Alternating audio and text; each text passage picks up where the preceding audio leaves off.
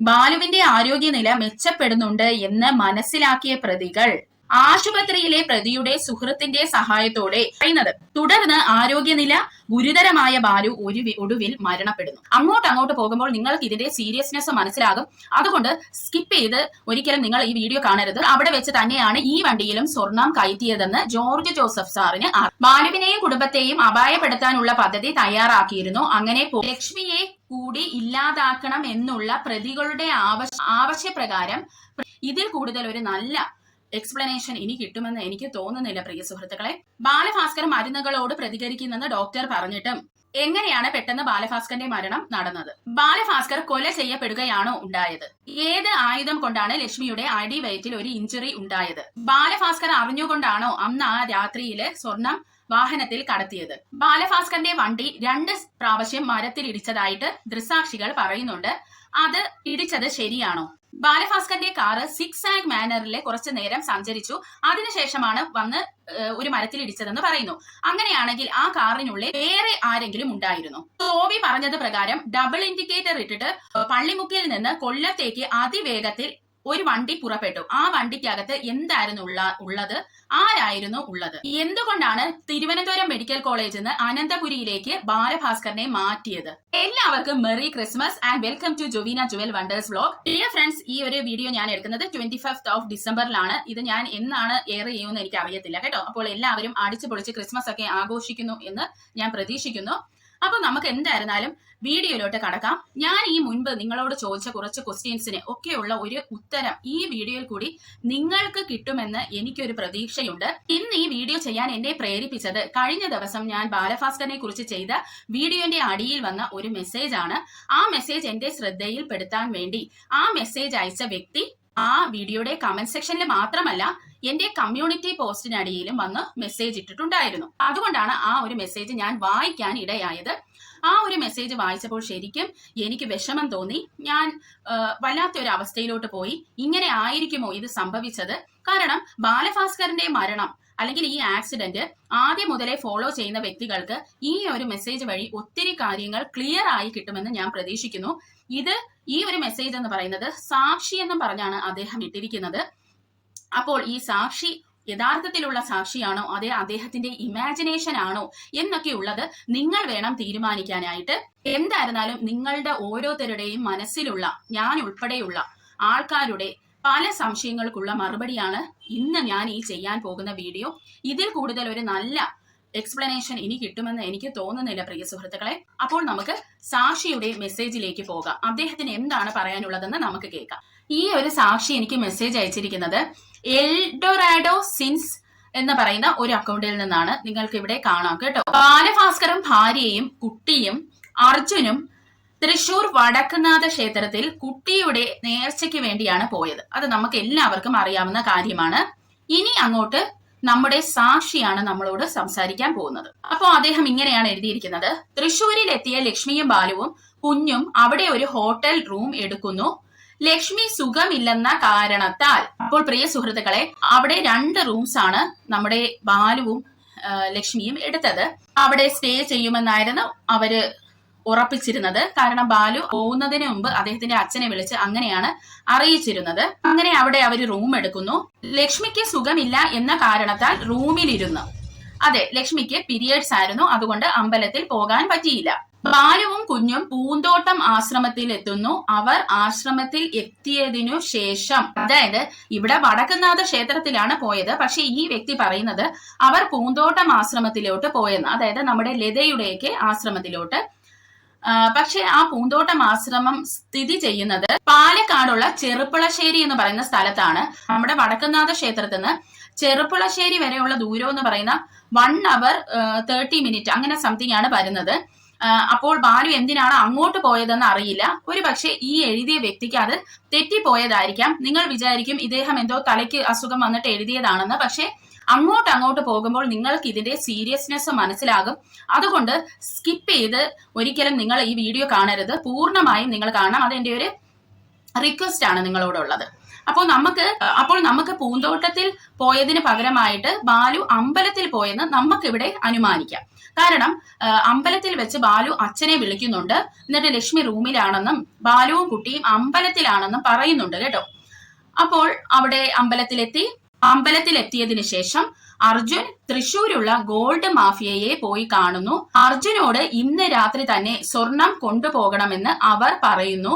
പോകുന്ന വഴിയിൽ കാറിൽ സ്വർണം കയറ്റാമെന്ന് അവർ ഉറപ്പ് നൽകുന്നു. അപ്പോൾ ഇതുവരെ നിങ്ങൾക്ക് ക്ലിയർ ആയെന്ന് ഞാൻ പ്രതീക്ഷിക്കുന്നു. കാരണം ബാലഭാസ്കറിന്റെ അച്ഛൻ തന്നെ പറയുന്നുണ്ട്, ഈ അർജുൻ അവിടെയൊന്നുമില്ലായിരുന്നു, ഓരോ കാര്യത്തിനും ബാലു ആണ് വണ്ടി ഓടിച്ചത്, അർജുൻ എന്തോ ആവശ്യത്തിന് എവിടെയോ പോയി കറങ്ങി നടക്കുകയായിരുന്നുവെന്ന് ബാലഭാസ്കറിന്റെ അച്ഛൻ പറയുന്നുണ്ട്. പോകുന്ന വഴിയിൽ കാറിൽ സ്വർണം കയറ്റാമെന്ന് അവർ ഉറപ്പ് നൽകുന്നു. തുടർന്ന് റൂമിലെത്തിയ ബാലുവിനോട് നാളെ ഒരു മ്യൂസിഷ്യൻ കാണണമെന്ന് പറഞ്ഞിട്ടുണ്ട് എന്നും ഇന്നു തന്നെ പുറപ്പെടണമെന്നും പറയുന്നു. ഫ്രണ്ട്സ്, ഇവിടെയാണ് നമ്മുടെ ലക്ഷ്മി ഉൾപ്പെടെയുള്ള ആൾക്കാർ നമ്മുടെ പോലീസിന് ഇങ്ങനെയാണ് മൊഴി നൽകിയത്. സംഗീത സംവിധായകൻ അക്ഷയ് ആണ് ഈ ഒരു മ്യൂസിഷ്യൻ എന്ന് പറയുന്നത്. അദ്ദേഹവുമായി പെട്ടെന്ന് ഒരു മീറ്റിംഗ് വന്നെന്നും അതുകൊണ്ട് എത്രയും വേഗം നമുക്ക് പോകണമെന്ന് അർജുൻ ബാലുവിനെ അറിയിക്കുന്നു. ബാലു അത് ലക്ഷ്മിയോട് പറയുന്നതായിട്ടാണ് ഈ ഒരു സാക്ഷി ഇതിൽ പറഞ്ഞിരിക്കുന്നത്. ബാലുവിനോട് നാളെ ഒരു മ്യൂസിഷ്യനെ കാണണമെന്ന് പറഞ്ഞിട്ടുണ്ട് എന്നും ഇന്നു തന്നെ പുറപ്പെടണമെന്നും പറയുന്നു. തുടർന്ന് രാത്രി തന്നെ തിരിച്ചു പോകാൻ ബാലു ലക്ഷ്മിയോട് നിർബന്ധിക്കുന്നു. അപ്പോൾ ഇവിടെ ലക്ഷ്മിയും പോലീസിന് ഇങ്ങനെ ഒരു മൊഴിയാണ് കൊടുത്തിരിക്കുന്നത്. പക്ഷേ ഈ സംഗീത സംവിധായകൻ അക്ഷയോട് ചോദിച്ചപ്പോൾ ഇങ്ങനെ ഒരു മീറ്റിംഗ് പറഞ്ഞിട്ടില്ല എന്നാണ് അദ്ദേഹം മൊഴി നൽകിയത്. അവിടെ ഇവരുടെ കള്ളത്തരം പൊളിയുകയും അതിനുശേഷമാണ് ലക്ഷ്മി മനോരമയിൽ വന്നിട്ട് ലക്ഷ്മി പറയുന്നത് അവിടത്തെ പൂജയും കാര്യങ്ങളും തീർന്നതുകൊണ്ടാണ് അവർ തിരിച്ച് വന്നതെന്ന്, അല്ലാതെ അവിടെ സ്റ്റേ ചെയ്യാൻ ഒരു രീതിയിലുള്ള ചിന്തയും അവർക്ക് ഇല്ലായിരുന്നുവെന്ന് ലക്ഷ്മി വ്യക്തമായി പറയുന്നുണ്ട്. അങ്ങനെ നമ്മുടെ സാക്ഷി പറയുന്നതനുസരിച്ച് ലക്ഷ്മിയോട് ബാലു പറയുന്നു ഇന്ന് തന്നെ നമുക്ക് തിരിച്ചു പോകണം.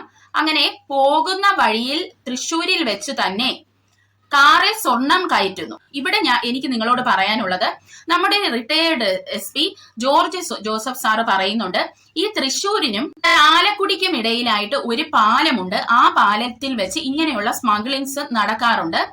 അപ്പോൾ അവിടെ വെച്ച് തന്നെയാണ് ഈ വണ്ടിയിലും സ്വർണം കയറ്റിയതെന്ന് ജോർജ് ജോസഫ് സാറിന് അറിയാൻ സാധിച്ചു എന്നാണ് അദ്ദേഹം പറയുന്നത് കേട്ടോ. ഇനി നമുക്ക് സാക്ഷിയുടെ ഇതിലേക്ക് പോവാം. സ്വർണം കയറ്റുന്നു. തുടർന്ന് ബാലു അത് അറിയുകയും അതിന്റെ പേരിൽ അർജുനെയും തമ്പിയെയും വിളിച്ച് ശകാരിക്കുന്നു. ഇനി മേലാൽ ഇത് ആവർത്തിക്കരുത് എന്നും ഇനി ഇത് ആവർത്തിച്ചാൽ എല്ലാ കാര്യങ്ങളും പുറത്തു പറയും എന്നുമായിരുന്നു ബാലു പറഞ്ഞത്. പ്രിയ സുഹൃത്തുക്കളെ, ഇവിടെ ഈ സാക്ഷി പറയുന്നത് ബാലു അർജുനെയും തമ്പിയെയും വിളിച്ച് ശകാരിച്ചെന്നാണ്. എന്നാൽ അർജുൻ ബാലുവിന്റെ കൂടെ തന്നെയുണ്ട്, തമ്പിയാണ് കൂടെ ഇല്ലാത്ത ആള്. അപ്പോൾ അർജുൻ എന്ന് പറയുന്ന പേര് അവിടെ മാറിപ്പോയതായിരിക്കും. ഒരു പക്ഷേ വിഷ്ണു സോമസുന്ദരമോ ആരെങ്കിലും ആയിരിക്കാം. കാര്യങ്ങൾ പുറത്തു പറയുമെന്ന് ബാലു ഇവരെ ശകാരിക്കുന്നു. ഇവിടെയാണ് നമുക്കൊരു ഡൗട്ട് ഉള്ളത്. കാരണം പ്രിയ വേണുഗോപാൽ പറയുന്നുണ്ട്, വിഷ്ണു സോമസുന്ദരത്തിനെ നാർക്കോ അനാലിസിസിന് വിധേയനാക്കിയപ്പോൾ അദ്ദേഹത്തിനോട് ചോദിക്കുന്നുണ്ട്, ബാലഭാസ്കറിനെ ഈ ഗോൾഡ് സ്മഗ്ലിങ്ങിനെ കുറിച്ച് അറിയാമോ എന്ന് ചോദിച്ചപ്പോൾ വിഷ്ണു പറഞ്ഞത് നോ എന്നാണ്. എന്നാൽ നാർക്കോ അനാലിസിസിൽ അത് കള്ളത്തരമെന്ന് തെളിയുകയും, അതായത് യഥാർത്ഥ ഉത്തരമെന്ന് പറയുന്നത് ബാലഭാസ്കറിന് ഇത് അറിയാമായിരുന്നു സ്മഗ്ലിങ്ങിനെ കുറിച്ച്. എന്നാൽ അത് അറിഞ്ഞതുകൊണ്ടാണോ ബാലഭാസ്കറിനെ ഇവര് അപായപ്പെടുത്തിയത്, അതേ ബാലുവും കൂടെ അറിഞ്ഞുകൊണ്ടാണോ നിങ്ങൾ ഈ ഗോൾഡ് സ്മഗ്ലിംഗ് ചെയ്തതെന്നുള്ള ക്വസ്റ്റ്യൻ ഒന്നും അവിടെ ആരും ചോദിച്ചില്ല. അത് കോടതി പിന്നെ അത് ശ്രദ്ധയിൽപ്പെടുത്തുകയും ചെയ്തതാണ് ഇൻവെസ്റ്റിഗേഷൻ ഓഫീസേഴ്സിന്റെ തന്നെ. അത് മാത്രമല്ല 6 മാസം മുമ്പ് തന്നെ ബാലഭാസ്കർ വിദേശ ഷോകളെല്ലാം നിർത്തിയിട്ട് നാട്ടിൽ ഇനി ഒരു ക്ലാസും കാര്യങ്ങളുമായിട്ട് മുന്നോട്ട് പോകാം എന്നൊക്കെ തീരുമാനങ്ങൾ എടുത്തിരുന്നതാണ്. അദ്ദേഹത്തിന്റെ ഒഫീഷ്യൽ ചാനൽ വഴി അത് ലൈവ് സെക്ഷനിൽ കൂടി എല്ലാവരെയും അറിയിച്ചതുമാണ്. അത് ഇപ്പോഴും ആ വീഡിയോ അവിടെ കിടപ്പുണ്ട്. അത് മാത്രമല്ല അദ്ദേഹത്തിന്റെ കൂടെ ഉള്ള പല ആൾക്കാരോടും ഈ വിഷ്ണു സോമസുന്ദരത്തിന്റെ തമ്പിയെയും ബാലുവിന് സംശയമുള്ളതായിട്ട് അദ്ദേഹത്തിന്റെ പല ഫ്രണ്ട്സിനോടും ഷെയർ ചെയ്തിരുന്നു. അവരെ ഈ ബാലുവിന്റെ ലൈഫിൽ നിന്ന് തന്നെ ബാലു എടുത്ത് കളയാൻ തീരുമാനിച്ചിരുന്നതുമാണ്. അതുകൊണ്ട് തന്നെ ഇനി ഈ സാക്ഷി പറയുന്നത് നിങ്ങൾ ശ്രദ്ധിച്ച് കേൾക്കണം. അർജുനെയും തമ്പിയെയും വിളിച്ച് താക്കീത് നൽകിയതിനു ശേഷം അവർ യാത്ര തുടരുന്നു. ഈ കാര്യങ്ങൾ ബാലു പുറത്തു പറഞ്ഞാൽ താങ്കൾക്ക് ആപത്താണ് എന്ന് അറിയാവുന്ന പ്രതികൾ നേരത്തെ തന്നെ ബാലുവിനെയും കുടുംബത്തെയും അപായപ്പെടുത്താനുള്ള പദ്ധതി തയ്യാറാക്കിയിരുന്നു. ഇപ്പോൾ നിങ്ങൾക്ക് മനസ്സിലായോ? അതായത് മുൻകൂട്ടി തന്നെ ബാലുവിന് ഈ കാര്യങ്ങൾ അറിയാമായിരുന്നു. ഇവരിൽ സംശയമുണ്ടായിരുന്നു. അന്നിപ്പോ ബാലു താക്കീതും കൂടെ അവിടെ നൽകി. അത് മാത്രമല്ല, ഇതിൽ കുറെ സാമ്പത്തികമായ ഇടപാടുകളൊക്കെ ഉണ്ട്. അതെല്ലാം ഞാൻ പറഞ്ഞ ടൈം കുറെ നമുക്ക് വേസ്റ്റ് ആവും. ഈ LIC ഇൻഷുറൻസിന്റെ കാര്യം തന്നെ നിങ്ങൾക്ക് അറിയാം. ബാലുവിന്റെ ഒപ്പല്ല അതിലുള്ളത്. ആ ഒരു ഇൻഷുറൻസ് വക ലക്ഷ്മിക്ക് കിട്ടിയത് 96 ലക്ഷം രൂപയാണ് എന്നുള്ളത് പ്രിയ വേണുഗോപാൽ വന്ന് പറഞ്ഞിട്ടുള്ള ഒരു കാര്യമാണ്. ഇനി നമുക്ക് സാക്ഷി പറയുന്നതിൽ പോവാം.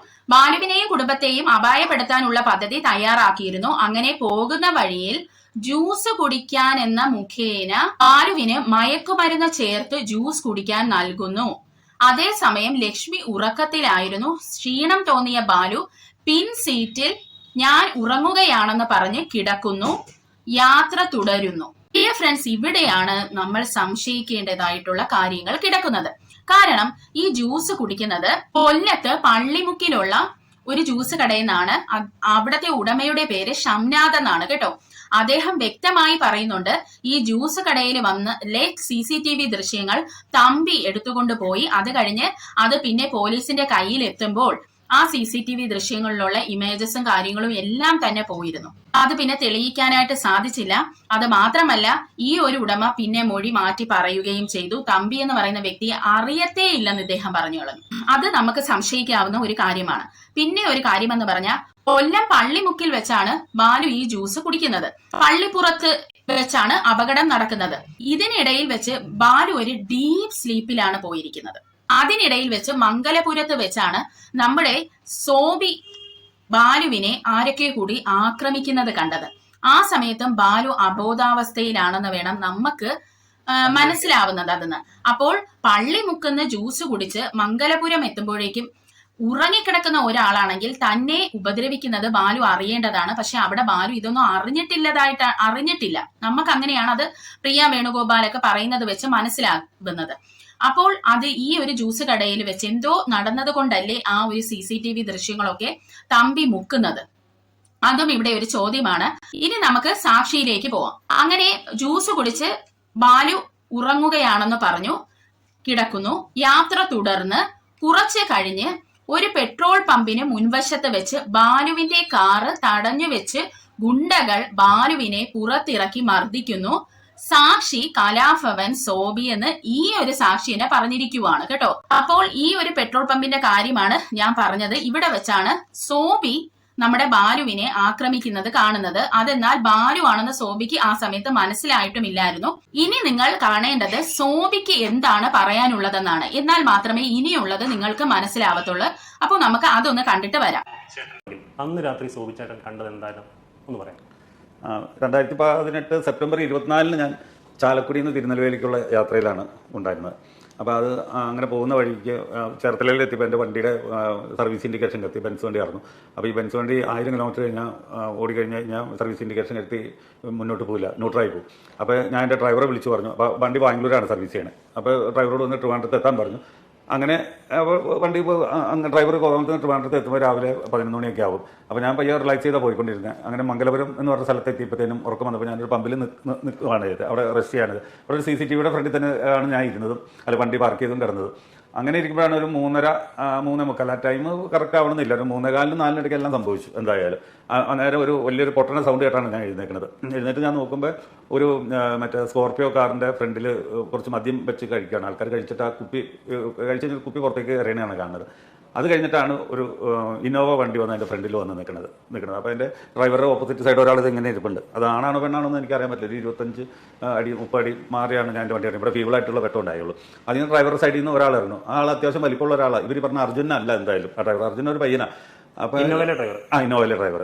പക്ഷേ അതിൽ നിന്ന് ഇറങ്ങണു, ഇവരായിട്ട് സംസാരിക്കണു, സംസാരിക്കണു. അത് കഴിഞ്ഞിട്ട് ഈ ഇന്നോവയുടെ ഡോർ തുറന്നിട്ട് ബാക്കിന്ന് ഒരാൾ എടുക്കുകയാണ്.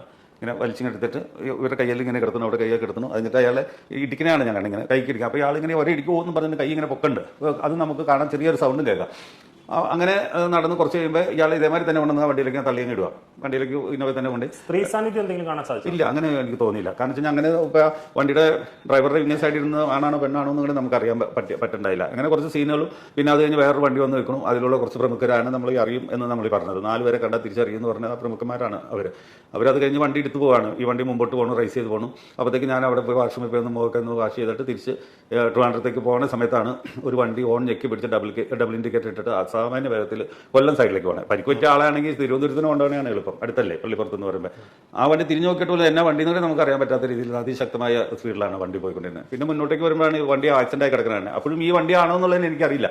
ഞാൻ സാധാരണ ഇങ്ങനെ വണ്ടി അപകടങ്ങളൊക്കെ കണ്ട് ഇറങ്ങുന്ന ഒരാൾ. അങ്ങനെ ഇറങ്ങാൻ നിന്നപ്പോഴാണ് ഇവർ അസഭ്യവർഷമൊക്കെ പറഞ്ഞ് എന്നെ വണ്ടി ഭയങ്കരമായിട്ട് അടിച്ചിട്ട് കയറ്റി വരുന്നത്.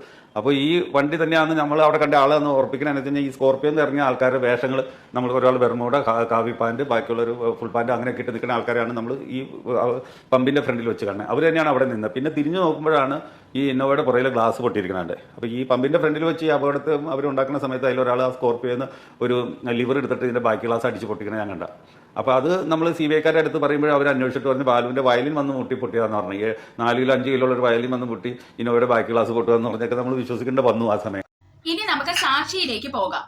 അങ്ങനെ ബാലുവിനെ പുറത്തിറക്കി മർദ്ദിക്കുന്നു. സാക്ഷി കലാഭവൻ സോബി എന്ന് ബ്രാക്കറ്റിൽ ഇട്ടിട്ടുണ്ട്. അവർ പ്ലാൻ ചെയ്ത അപകടം ഉണ്ടായാലും പിൻസീറ്റിൽ ഇരിക്കുന്ന ബാലു മരിക്കില്ല എന്നുള്ളത് പ്രതികൾക്ക് അറിയാമായിരുന്നു. അബോധാവസ്ഥയിലായ ബാലുവിനെ ക്രൂരമായി അവർ മർദ്ദിക്കുന്നു. തുടർന്ന് ജ്യൂസ് കുടിച്ച ശേഷം അർജുന് പകരം വണ്ടി ഓടിച്ച പ്രതികളിൽ ഒരാൾ കാർ എടുത്ത് മുന്നോട്ട് പോകുന്നു. സുഹൃത്തുക്കളെ, ഇവിടെയാണ് നമ്മൾ ഒരു കാര്യം ശ്രദ്ധിക്കേണ്ടത്. അതായത് ഈ അർജുനാണ് കാർ ഓടിച്ചതെന്ന് പറയുന്നു. എന്നാൽ അർജുൻ ഇടയ്ക്ക് വെച്ച് കാറിൽ നിന്ന് മാറിയിരിക്കുന്നതാണ് നമുക്ക് ഇതിൽ നിന്ന് മനസ്സിലാക്കാൻ സാധിക്കുന്നത്. കാരണം സോബി പറയുന്നത് നിങ്ങൾ കേട്ടതാണ്. സോബി പറയുന്നുണ്ട് ഡ്രൈവർ സീറ്റിൽ നിന്ന് ഇറങ്ങിയത് അർജുനല്ല, നല്ല വണ്ണമുള്ള നല്ല ഒത്ത ശരീരമുള്ള ഒരു മനുഷ്യനെന്നാണ്. അപ്പോൾ ഈ ജ്യൂസ് കടയിൽ വെച്ച് ജ്യൂസ് കുടിച്ച് ബാലു മയങ്ങിയതിനു ശേഷം ഈ പള്ളിമുക്കിൽ നിന്നും മംഗലപുരത്തിനും ഇടയ്ക്ക് വെച്ച് എവിടെയോ വെച്ച് വേറൊരാൾ ഡ്രൈവർ സീറ്റിലോട്ട് കയറി എന്നാണ് നമുക്ക് മനസ്സിലാക്കാൻ സാധിക്കുന്നത് കേട്ടോ. ഈ മംഗലപുരത്ത് വെച്ചാണ് നമ്മുടെ സോബി മർദ്ദിക്കുന്നതൊക്കെ ബാലുവിനെ കണ്ട, അതൊക്കെ നിങ്ങൾ കണ്ടതാണ്. എന്നാൽ ഇവിടെ ഒരു കാര്യം കൂടെ നിങ്ങൾ ശ്രദ്ധിക്കണം. നമ്മുടെ ഫ്രണ്ട് സീറ്റില് ഡ്രൈവറിന് ഓപ്പോസിറ്റ് ആയിട്ടാണ് ലക്ഷ്മി ഇരുന്നതെന്ന് ലക്ഷ്മി ഇപ്പോൾ മനോരമയ്ക്ക് കൊടുത്ത ഇന്റർവ്യൂവിൽ വ്യക്തമാക്കുന്നുണ്ട്. ലക്ഷ്മി പറയുന്നത് ലക്ഷ്മിക്ക് ഈ തലകറക്കവും കാര്യങ്ങളും ഒക്കെ ഉള്ളത് കൊണ്ട് കണ്ണു അടച്ച് ഇരിക്കുകയായിരുന്നെന്നാണ്. എന്നാൽ സോബി പറയുന്ന വെച്ച് നമുക്ക് മനസ്സിലാവുന്നത് ഈ ഫ്രണ്ട് സീറ്റിൽ ഇരിക്കുന്ന വ്യക്തി തല കുമ്പിട്ട് ഇരിക്കുന്നതായിട്ടാണ്. അതായത് ആ ഒരു വ്യക്തിയും ഉറക്കത്തിലോ എന്തോ ആയിരുന്നു. ഒരു പക്ഷേ ലക്ഷ്മിയും ജ്യൂസ് കുടിച്ചിരിക്കണം എന്നാണ് എന്റെ ഒരു വിശ്വാസം. അത് ലക്ഷ്മി പറയാത്തതാണ്. കാരണം ലക്ഷ്മിയുടെ മൊഴികൾ തന്നെ പലതും അങ്ങോട്ടും ഇങ്ങോട്ടും മാറിയിട്ടുണ്ട്. ലക്ഷ്മി ഈ പറയുന്നതിലൊക്കെ വൈരുദ്ധ്യങ്ങൾ ഉണ്ടെന്ന് ഈ ചോറ് കടിച്ച് ജീവിക്കുന്നവർക്ക് എന്തായിരുന്നാലും മനസ്സിലാവുന്ന കാര്യങ്ങളാണ്. ലക്ഷ്മി ആരെയൊക്കെയോ രക്ഷിക്കാൻ ശ്രമിക്കുന്നതായിട്ടാണ് നമുക്ക് മനസ്സിലാക്കാൻ കഴിയുന്നത്. അപ്പോൾ ലക്ഷ്മി ജ്യൂസ് കുടിച്ചിട്ടുണ്ടോ ഇല്ലയോ, അതേ ലക്ഷ്മി അറിഞ്ഞുകൊണ്ട് തല കുമ്പിട്ടിരിക്കുന്നതാണോ എന്നൊന്നും നമുക്കറിയില്ല. അത് മാത്രമല്ല സോബിക്ക് ഇവിടെ ഈ ഫ്രണ്ട് സീറ്റില് ഡ്രൈവറിന് ഓപ്പോസിറ്റ് ആയിട്ട് തല കുമ്പിട്ടിരിക്കുന്ന ആള് പെണ്ണാണോ ആണോ എന്നൊന്നും ആ സമയത്ത് സോബിക്ക് മനസ്സിലായിട്ടില്ലായിരുന്നു. ഫ്രണ്ട്സ്, അപ്പോൾ മംഗലപുരത്ത് നിന്ന് നമ്മുടെ ബാലുവിനെ എടുത്തിട്ടൊക്കെ ഇടിച്ചതിന് ശേഷം വീണ്ടും ഈ വണ്ടി മുന്നോട്ട് പോവുകയാണ് കേട്ടോ. അപ്പോൾ ഡ്രൈവർ സീറ്റില് ഈ അർജുനല്ല, വേറൊരു വ്യക്തിയാണ് കേട്ടോ. അപ്പോൾ നമുക്ക് ബാക്കി സാക്ഷി ഇനി പറയുന്ന എന്നതാന്ന് വായിച്ചു നോക്കാം. അബോധാവസ്ഥയിലായ ബാലുവിനെ ക്രൂരമായി അവർ മർദ്ദിക്കുന്നു. തുടർന്ന് ജ്യൂസ് കുടിച്ച ശേഷം അർജുന് പകരം വണ്ടി ഓടിച്ച പ്രതികളിൽ ഒരാൾ കാർ എടുത്ത് മുന്നോട്ട് പോകുന്നു. ഏതാനും കിലോമീറ്റർ സഞ്ചരിച്ച കാർ ഒരു മരത്തിൽ മുൻകൂട്ടി നിശ്ചയിച്ച പോലെ അപകടം ഉണ്ടാക്കുന്നു. ഡിയർ ഫ്രണ്ട്സ്, ഇവിടെ സാക്ഷി പറയുന്നത് മുൻകൂട്ടി തീരുമാനിച്ച രീതിയിൽ അപകടം ഉണ്ടാക്കുന്നു എന്നുള്ളതാണ്. അപ്പോൾ ഇവിടെ നമുക്കറിയാം ഓൾറെഡി 2 പ്രാവശ്യമാണ് ഈ വണ്ടി ഇടിച്ചതെന്ന് അന്നത്തെ ന്യൂസുകളിലെല്ലാം വന്നതാണ്. അത് മാത്രമല്ല ഇതൊരു പ്ലാൻഡ് ആക്സിഡന്റ് ആണെന്ന് പല വിദഗ്ധരും പറഞ്ഞിട്ടുള്ളതാണ്. കാരണം ഇതിന്റെ ആക്സിഡന്റ് നടന്ന സ്പോട്ടിൽ ചെന്ന് പലരും അത് മനസ്സിലാക്കിയ കാര്യവുമാണ്. അത് മാത്രമല്ല നമ്മുടെ ബാലഭാസ്കറിന്റെ മകളെ ആദ്യം അനന്തപുരി ഹോസ്പിറ്റലിൽ എത്തിച്ച ഒരു സാക്ഷിയുണ്ട്. അദ്ദേഹം വർക്കലയുള്ള ഒരു വ്യക്തിയാണ്. അദ്ദേഹത്തിന്റെ ചേട്ടനെ ആരോ എയർപോർട്ടിൽ ആ രാത്രി കൊണ്ടുവിടാൻ പോകുന്ന വഴിക്ക് ബാലഭാസ്കറിന്റെ ഈ ഒരു കാറ് ഇദ്ദേഹത്തിന്റെ കാറിന്റെ മുന്നിൽ സഞ്ചരിക്കുന്നുണ്ടായിരുന്നു. അത് ഇങ്ങനെ ഒരു വേവിലായിരുന്നു പോകുന്നത്. അതായത് ഇവരുടെ കാറിന് സ്പേസ് കൊടുക്കാതെയാണ് ഈ ഒരു ബാലഭാസ്കറിന്റെ കാറ് ആ സമയത്ത് സഞ്ചരിച്ചു കൊണ്ടിരുന്നത്. അപ്പോഴാണ് ഒരു സിഗ്നൽ വരികയും ഈ ഒരു വർക്കലയുള്ള സാക്ഷി ഈ കാറിനെ എങ്ങനെയോ ഓവർടേക്ക് ചെയ്ത് മുന്നിലോട്ട് എത്തുകയും കുറച്ചൊന്ന് ദൂരം അവർ പോയപ്പോഴാണ് വലിയ ഒരു ശബ്ദം കേൾക്കുകയും ഇവർ തിരിച്ചു വന്ന് ഈ ബാലുവിന്റെ കാറ് ഗ്ലാസ് ഒന്ന് കുലുക്കിയപ്പോ തന്നെ ഗ്ലാസ് എല്ലാം പൊടിഞ്ഞു വീഴുകയും ഈ സാക്ഷി കൈയിട്ട് ഡോറ് തുറന്നപ്പോഴാണ് ഗിയറിന്റെ വശത്തായിട്ട് കുഞ്ഞ് കിടക്കുന്നത് കാണുകയും കുഞ്ഞിനെയും കൊണ്ട് ഇദ്ദേഹമാണ് ആദ്യം അനന്തപുരി ഹോസ്പിറ്റലിൽ എത്തുന്നത്. അപ്പോൾ ഇവിടെ ഈ ഒരു ആക്സിഡന്റ് ക്രിയേറ്റ് ചെയ്തതാണെന്ന് നമ്മുടെ ഈ സാക്ഷി പറയുന്നുണ്ട്. അത് മാത്രമല്ല, പ്രിയ വേണുഗോപാൽ പറയുന്നുണ്ട്, ഈ സിക്സാഗ് മാനറിൽ ഇങ്ങനെ കാറ് പോയല്ലോ, ആ പോകുമ്പോൾ അകത്ത് വേറെ ആരോ ഉണ്ടായിരുന്നു, അല്ലെങ്കിൽ അവിടെ എന്തോ സംഭവിക്കുന്നുണ്ടായിരുന്നു, അതുകൊണ്ടാണ് കാറിന്റെ ബാലൻസ് അങ്ങനെ തെറ്റാനുള്ള കാരണം. അതും സാക്ഷികൾ തന്നെ പലരും പറയുന്നുണ്ട്, ഒരു വട്ടം വണ്ടി കൊണ്ട് ഇടിച്ചിട്ട് പിറകോട്ട് വന്നിട്ട് വീണ്ടും ഈ വണ്ടി കൊണ്ട് ഇടിക്കുന്നുണ്ടായിരുന്നെന്ന്. ഇനി അത് കഴിഞ്ഞിട്ടുള്ള സാക്ഷി പറയാനുള്ളതെന്നും കൂടി നമുക്കൊന്ന് നോക്കാം. മുൻകൂട്ടി നിശ്ചയിച്ച പോലെ അപകടം ഉണ്ടാക്കുന്നു. തുടർന്ന് പിന്നിലെത്തിയ പ്രതികളുടെ സഹായികൾ വണ്ടി ഓടിച്ചിരുന്ന ആ വ്യക്തിയെ പുറത്തെടുത്ത് പകരം അർജുനെ വണ്ടിയിൽ ഇരുത്തി രണ്ടാമതും കാർ മരത്തിൽ ഇടിപ്പിക്കുന്നു. ഇവിടെയാണ് നമുക്ക് പല കാര്യങ്ങളും വ്യക്തമാകുന്നത്. കാരണം ഇവിടെ വെച്ചാണ് നമ്മുടെ സോബി ഒരു കാര്യം കാണുന്നത്. ഡബിൾ ഇൻഡിക്കേറ്റർ ഇട്ട് പള്ളിപ്പുറത്ത് നിന്ന് കൊല്ലം ഭാഗത്തേക്ക് ഭയങ്കരമായ സ്പീഡിൽ ഒരു വണ്ടി പോകുന്നത്. ഈ വണ്ടിയിലായിരുന്നു കാറ് ആദ്യം ഇടിപ്പിച്ചപ്പോൾ ഓടിച്ചിരുന്ന ഡ്രൈവർ ഉണ്ടായിരുന്നത്. ഞാനൊക്കെ അന്ന് വിചാരിച്ചത് ഇതിനകത്ത് വല്ല സ്വർണ്ണമൊക്കെ കയറ്റിക്കൊണ്ടായിരിക്കാം പോയത് എന്നാണ് വിചാരിച്ചത്. ഇപ്പോഴാണ് അതിന്റെ ഒരു ക്ലാരിറ്റി വന്നത്.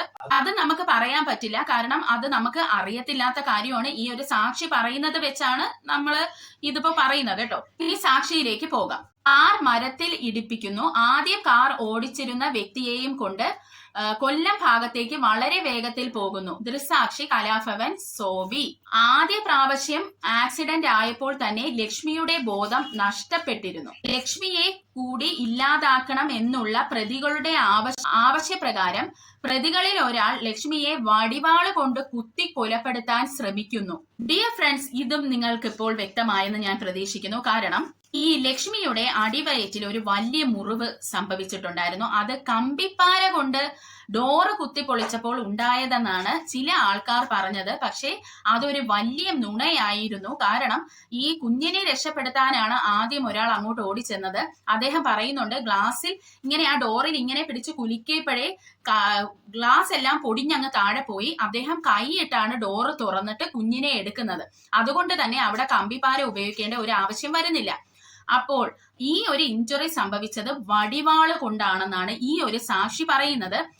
ഇനി നമുക്ക് ജോർജ് ജോസഫ് സാറ് പറയുന്നതും കൂടെ ഒന്ന് നോക്കാം. ജോർജ് ജോസഫ് സാറ് പറയുന്നുണ്ട്, ഈ സ്വർണം കടത്തുന്ന സമയത്ത് ചേസിങ് ഉണ്ടാവാറുണ്ട്. അതായത് ബാക്കിയുള്ള ഗ്രൂപ്പുകൾ ഈ കൊണ്ടുവരുന്ന സ്വർണം അടിച്ചോണ്ട് പോകാൻ ശ്രമിക്കാറുണ്ട്.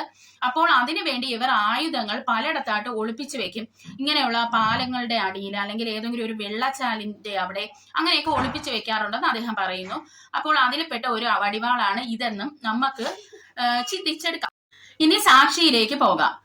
ഒരാൾ ലക്ഷ്മിയെ വടിവാൾ കൊണ്ട് കുത്തിക്കൊലപ്പെടുത്താൻ ശ്രമിക്കുന്നു. അതിനുശേഷമാണ് രണ്ടാമത് മരത്തിൽ കൊണ്ടുപോയി ഇടിക്കുന്നത്. 2 പ്രാവശ്യം മരത്തിൽ കാർ ഇടിച്ചു എന്നുള്ളത് സാക്ഷിമൊഴി ഉണ്ടായിരുന്നു. ഡിയർ ഫ്രണ്ട്സ്, അങ്ങനെ 2 പ്രാവശ്യം നമ്മുടെ മരത്തിൽ കൊണ്ട് കാർ ഇടിപ്പിച്ചിരിക്കുകയാണ്. അതും ആദ്യത്തെ പ്രാവശ്യം ഇടിപ്പിച്ചതിന് ശേഷം ലക്ഷ്മിയെ വടിവാള് കൊണ്ട് മുറിവേൽപ്പിച്ചിട്ടാണ് രണ്ടാമത് വണ്ടി കൊണ്ട് അർജുനെ കയറ്റി ഇരുത്തിയിട്ട് ഇടിപ്പിക്കുന്നതെന്നാണ് ഈ സാക്ഷി പറയുന്നത് കേട്ടോ. ഇനി അടുത്തത്, രക്ഷാപ്രവർത്തനത്തിന് എത്തിയ നാട്ടുകാർ ഡ്രൈവിംഗ് സീറ്റിൽ അർജുനെയും പിൻസീറ്റിൽ ബാലുവിനെയും മുൻസീറ്റിൽ ലക്ഷ്മിയെയും ഗിയർ ലിവറിനോട് ചേർന്ന് കുഞ്ഞുമുള്ളത് സ്ഥിരീകരിക്കുന്നുണ്ട്. ശരിയാണ്. തുടർന്ന് അർജുനെയും ലക്ഷ്മിയെയും ബാലുവിനെയും മെഡിക്കൽ കോളേജിൽ എത്തിക്കുന്നു.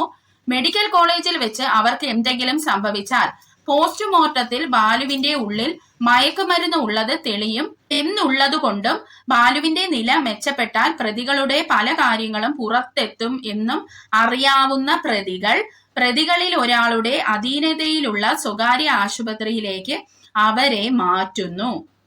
ഇപ്പോൾ മനസ്സിലായോ പ്രിയ സുഹൃത്തുക്കളെ, എന്തുകൊണ്ടാണ് മെഡിക്കൽ കോളേജിൽ നിന്ന് ഈ ഒരു പറയുന്ന ഒരു ഹോസ്പിറ്റലിലേക്ക് മാറ്റിയതെന്ന്? അതായത് പോസ്റ്റ്മോർട്ടത്തിൽ ഈ ഒരു മയക്കുമരുന്നിന്റെ ട്രേസ് കണ്ടുപിടിക്കുമെന്ന് ഇവർ ഭയപ്പെട്ടിരുന്നു. അത് മാത്രമല്ല, കറക്റ്റിനുള്ള ട്രീറ്റ്മെന്റ് കൊടുക്കുകയാണെങ്കിൽ ബാലുവിന്റെ നില മെച്ചപ്പെട്ട് വരികയും പല കാര്യങ്ങളും പുറത്തു വരുമെന്നും ഇവര് പേടിച്ചിരുന്നത് കൊണ്ടാണ് ഈ പ്രതികളിൽ ഒരാളായ ഈ വ്യക്തി ബാലുവിനെ മറ്റൊരു ഹോസ്പിറ്റലിലേക്ക് മാറ്റിയതെന്നാണ് ഈ ഒരു സാക്ഷി പറയുന്നത്.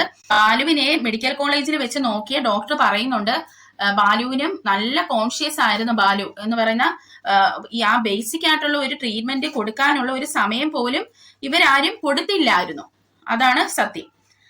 ഇനി ബാക്കി കാര്യത്തിലേക്ക് വരാം. ഇനി കേൾക്കുന്നതാണ് നമ്മളെ ഞെട്ടിക്കുന്ന ഒരു കാര്യം. ശരിക്കും വിഷമത്തോടു കൂടി മാത്രമേ നമുക്കിത് വായിക്കാൻ കഴിയത്തുള്ളൂ. പ്രതികളിൽ ഒരാളുടെ അധീനതയിലുള്ള സ്വകാര്യ ആശുപത്രിയിലേക്ക് അവരെ മാറ്റുന്നു.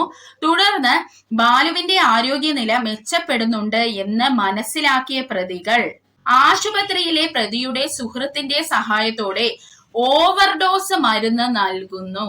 ഇത് വായിച്ചാൽ ആരാണ് ഞെട്ടാത്തത്? കാരണം അന്ന് ഈ ഒരു ന്യൂസ് കേൾക്കുമ്പോഴേ ഒരു സംശയം തോന്നിയതാണ്. കാരണം നില മെച്ചപ്പെടുന്നു എന്ന് പലരും വന്ന് നമ്മുടെ ന്യൂസ് ചാനൽ വഴി പറഞ്ഞതിന് ശേഷമാണ് ബാലുവിന് മരണം സംഭവിച്ചത്.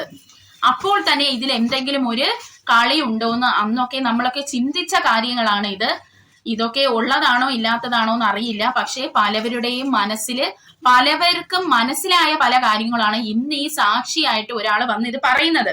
തുടർന്ന് ആരോഗ്യനില ഗുരുതരമായ ബാലു ഒടുവിൽ മരണപ്പെടുന്നു. ബ്രാക്കറ്റിൽ ഇദ്ദേഹം സാക്ഷി എന്നാണ് ഇതിലും എഴുതിയിരിക്കുന്നത്. അതായത് ഈ ഒരു മരുന്ന് കൊടുക്കുന്നതിന്റെ സാക്ഷിയാണോ അതേ ഈ ഒരു ഫുൾ പ്രോസസ് അറിയാവുന്ന ഒരു സാക്ഷിയാണോ എന്നൊന്നും നമുക്കറിയില്ല.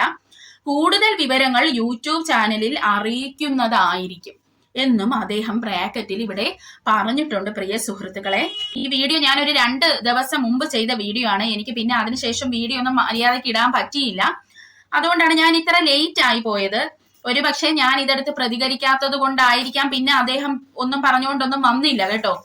എന്തായാലും വളരെ വേദനിപ്പിക്കുന്ന ഒരു കാര്യമാണ് പ്രിയ സുഹൃത്തുക്കളെ. ഇത് വായിച്ചിട്ട് പല കാര്യങ്ങളും നമുക്ക് ഈ ഫിൽ ചെയ്യാൻ പറ്റാത്ത ഗ്യാപ്പുകൾ ഉണ്ടായിരുന്ന പല കാര്യങ്ങളും എനിക്ക് ഫിൽ ചെയ്യാൻ പേഴ്സണലി പറ്റി. വായിക്കുമ്പോൾ തന്നെ ഭയങ്കര വിഷമമായിരുന്നു.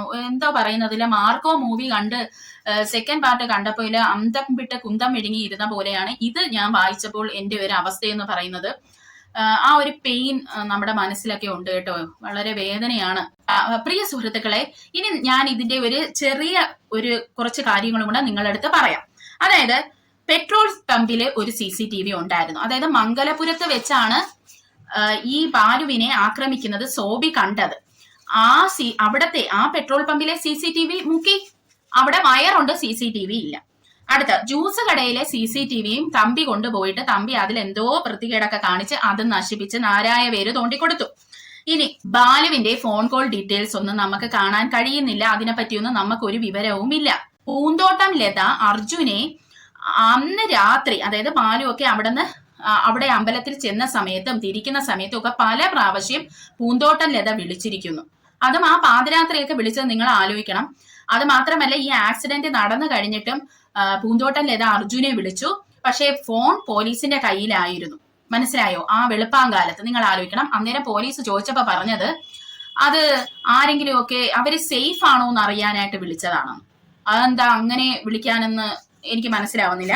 ഇനി അടുത്തതെന്ന് പറഞ്ഞാൽ രക്ഷാപ്രവർത്തനത്തിന് ആദ്യം നാട്ടുകാരെത്തിയ സമയത്ത് അവിടെ ഔട്ട്സൈഡേഴ്സ് ആയിട്ടുള്ള പല ആൾക്കാരെയും കണ്ടു. അതായത് ആ ഒരു നാട്ടുകാരല്ല അവരാരും. അപ്പൊ ഇവരൊക്കെ എവിടെ നിന്ന് വന്നെന്ന് ഈ ആളുകളെല്ലാം ചൂണ്ടിക്കാണിക്കുന്നുണ്ടായിരുന്നു.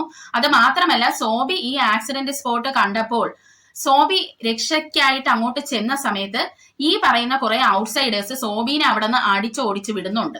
ഫ്രണ്ട്സ്, പിന്നെ അടുത്തതെന്ന് പറയുന്നത് ജ്യൂസ് കുടിച്ച ബാലു വളരെ ഡീപ് സ്ലീപ്പിൽ പോയതാണ് മനസ്സിലാക്കാനായിട്ട് പറ്റുന്നത്. കാരണം ആക്സിഡന്റ് നടന്നപ്പോൾ ലക്ഷ്മി വരെ ഉണർന്നു.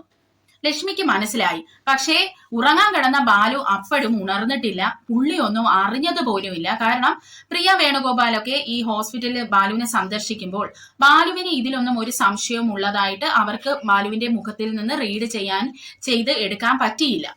അതായത് അദ്ദേഹത്തിന് ഇങ്ങനെ ഒരു മയക്കുമരുന്ന് അദ്ദേഹത്തിന്റെ ഉള്ളിൽ ചെന്നിട്ടുണ്ടെന്നോ ഒന്നും അദ്ദേഹത്തിന് അറിയില്ല. അതുകൊണ്ട് അത് മാത്രമല്ല, ഒരു ആക്സിഡന്റ് നടക്കുമ്പോൾ അറിയണമല്ലോ, അതൊന്നും അദ്ദേഹം അറിഞ്ഞിട്ടില്ല. പിന്നെ സോബി ഇവിടെ പറയുന്നുണ്ട് കുറെ പേര് കയ്യിലെടുത്ത് വെച്ച് ബാലുവിനെ നന്നായിട്ട് മുട്ടുമടക്കി ഇടിക്കുന്നുണ്ടെന്ന്. ആ സമയത്ത് ബാലു ഈ ഒരു വ്യക്തി കൈ ഇങ്ങനെ ആക്കുന്നുണ്ട്. അത് മാത്രമല്ല ചെറുതായിട്ട് സൗണ്ടും വരുന്നുണ്ടെന്ന് പറയുന്നു. അപ്പൊ അവിടെയും നമുക്ക് ഇങ്ങനെ എക്സ്പെക്ട് ചെയ്യാല്ലേ, അതായത് അദ്ദേഹം എന്തോ ഭയങ്കരമായ ഒരു മയക്കത്തിലായിരുന്നു എന്നാണ് നമുക്ക് മനസ്സിലാക്കാനായിട്ട് സാധിക്കുന്നത്. അത് മാത്രമല്ല ആ ജ്യൂസ് കടയിലെ ആ CCTV ദൃശ്യങ്ങളൊന്നുമില്ല, അത് തമ്പി മുക്കി. അപ്പൊ അതെല്ലാം സസ്പീഷ്യസ് ആണ്. അത് മാത്രമല്ല ബാലുവിന്റെ പേരില് ബാലു അറിയാതെ ഒപ്പിട്ടെടുത്ത LIC പോളിസി. അത് മാത്രമല്ല ഡോക്ടർ പറഞ്ഞു അല്ലെ, ബാലുവിന് പ്രതീക്ഷയുണ്ട്, നമുക്ക് പ്രതീക്ഷ അർപ്പിക്കാം. ബാലുവിന് ഓർമ്മയ്ക്കൊന്നും ഒരു കുഴപ്പമില്ലായിരുന്നു, ലങ്സിൽ എന്തോ പ്രശ്നവും കാര്യങ്ങളും ഉണ്ടായിരുന്നു, അതുകൊണ്ട് ട്രക്യൂസ്റ്റമി ചെയ്തു, എയർ എൻട്രി ഒക്കെ ബാലുവിന് കിട്ടി. പിന്നെ സ്പൈനൽ കോഡ് ഇഞ്ചുറി ആയിരുന്നു ഉണ്ടായിരുന്നത്, വേറെ ഒന്നും തന്നെ ഇവരാരും പറയുന്നതുമില്ല. പിന്നെ ബാലുവിന്റെ ശരീരത്തിൽ കാണുന്ന 7-8 മുറിവുകൾ എന്ന് പറയുന്ന ആക്സിഡന്റിൽ ഉണ്ടായത് അല്ല. പിന്നെ ലക്ഷ്മിക്കുണ്ടായ ഷാർപ്പ് വെപ്പൺ ഇഞ്ചുറി. പിന്നെ കാറിലെ ബാക്ക് സൈഡിലെ ഗ്ലാസ് എങ്ങനെയാണ് പൊട്ടിയത്? അതിന് നമ്മുടെ പോലീസുകാർ കൊടുത്ത മറുപടി എന്ന് പറയുന്നത് വയലിൻ കയറി കൊണ്ടിട്ട് ബാക്ക് ഗ്ലാസ് പൊട്ടിയെന്ന്. അതൊക്കെ എന്താണെന്ന് എനിക്ക് മനസ്സിലാവുന്നില്ല. പക്ഷെ സോബി നല്ല വ്യക്തമായി പറയുന്നുണ്ട്, ബെർമുഡ ഇട്ട വ്യക്തി ലിവർ എടുത്തുകൊണ്ട് വന്ന് ബാക്ക് ഗ്ലാസ് അടിച്ചു പൊട്ടിക്കുന്നത് സോബി കണ്ട കാര്യമാണ്. ഈ ആക്സിഡന്റ് നടന്നു കഴിഞ്ഞിട്ട് 2 ക്രെയിനാണ് അവിടെ വന്നത്. ഈ 2 ക്രെയിനും വന്നിട്ട് ആദ്യം ഒരു ക്രെയിൻ വന്നു, വണ്ടിയെ എടുത്ത് മാറ്റി എന്ന് പറയുന്നുണ്ട്. അത് ചില ചാനൽസിന് അതിന്റെ വിഷ്വൽസ് കിട്ടിയിട്ടും ഉള്ളതാണ് കേട്ടോ, ദൃസാക്ഷികളൊക്കെ അതിനുള്ളതാണ്. ഈ ക്രെയിൻ വന്നത് വണ്ടി എടുത്ത് മാറ്റിയിട്ടുണ്ട് അവിടെ നിന്ന്. അത് മാത്രമല്ല പ്രിയ സുഹൃത്തുക്കളെ, നമ്മുടെ അർജുൻ ഹോസ്പിറ്റലിൽ വെച്ച് ഒരു പ്രശ്നം ഉണ്ടാക്കിയായിരുന്നു. അതായത് എന്നെ കൂടുതൽ ചൊറിഞ്ഞാൽ ഞാൻ പലതും വിളിച്ച് പറയും എന്ന് അർജുൻ പറഞ്ഞായിരുന്നു. അത് പ്രിയ വേണുഗോപാൽ അവരെ വീഡിയോയിൽ പറഞ്ഞ ഒരു കാര്യമാണ്. അത് നമുക്ക് തന്നെ ഒന്ന് ചിന്തിച്ചു നോക്കാം. ഇത്രയും ലൂപ്പ് ഹോൾസ് ഇതിലുണ്ടായിട്ടും അർജുൻ ഇന്നും ടുട്ടുവാവ അല്ലെങ്കിൽ അർജുനെ ഇന്നും സംരക്ഷിക്കാൻ എല്ലാവരും ചേർന്ന് നിൽക്കുന്നു. ഒന്ന് ആലോചിച്ച് നോക്കിയേ പ്രിയ സുഹൃത്തുക്കളെ. ഇന്നിപ്പോ സ്വർണ്ണക്കടത്തി പിടിച്ചു. അത് മാത്രമല്ല സോബി മൊഴി കൊടുക്കാനായിട്ട് CBI അടുത്ത് പോയപ്പോൾ അവിടുത്തെ ആ പോലീസ് പറഞ്ഞതാണ്, കൂടുതൽ പ്രശ്നങ്ങളിലൊന്നും ചെന്ന് ചാടണ്ടെങ്കിൽ ഇതിന്ന് മാറിപ്പോയിക്കോളാം. അതായത് ഈ ഒരു കേസ് തെളിയുമെന്നൊന്നും ഇപ്പോഴും ഒരു പ്രതീക്ഷയുമില്ല. കാരണം നിങ്ങൾക്ക് തന്നെ അറിയാം, മൊത്തം സിസ്റ്റത്തിനെ തന്നെ ഇവർ വാങ്ങി വെച്ചിരിക്കുവാണ്. അതുകൊണ്ട് ഇതൊന്നും തെളിയാനൊന്നും പോകുന്നില്ല. പിന്നെ നമുക്കൊക്കെ ഇങ്ങനെ അനുമാനങ്ങൾ നടത്തിക്കൊണ്ടിരിക്കാമെന്നുള്ളതല്ലാതെ പ്രിയ സുഹൃത്തുക്കളെ കാലം തന്നെ തെളിയിക്കട്ടെ. ഈ ഒരു സാക്ഷി ഇതിൽ പറഞ്ഞിരിക്കുന്ന കാര്യങ്ങളൊക്കെ ഞാൻ വിശ്വസിക്കുന്നുണ്ട്. നിങ്ങളുടെ അഭിപ്രായം എന്തെന്ന് വെച്ചാൽ നിങ്ങൾ ഉറപ്പായിട്ടും കമന്റ് ചെയ്യണം. അച്ഛനും അമ്മയ്ക്കും എത്രയും വേഗം നീതി കിട്ടട്ടെ. ബാലുവിനും ബാലുവിന്റെ മകൾക്കും വേണ്ടി നമ്മൾ പ്രാർത്ഥിക്കണം, അവരെ ആത്മാവിന് വേണ്ടി. ഒരു മിറാക്കിൾ സംഭവിച്ചാൽ മാത്രമേ ഇനി ഇത് തെളിയൂ എന്നാണ് എനിക്ക് പേഴ്സണലി തോന്നുന്നത് പ്രിയ സുഹൃത്തുക്കളെ. അപ്പോൾ അടുത്തൊരു വീഡിയോയിൽ കാണാം. Till then, bye.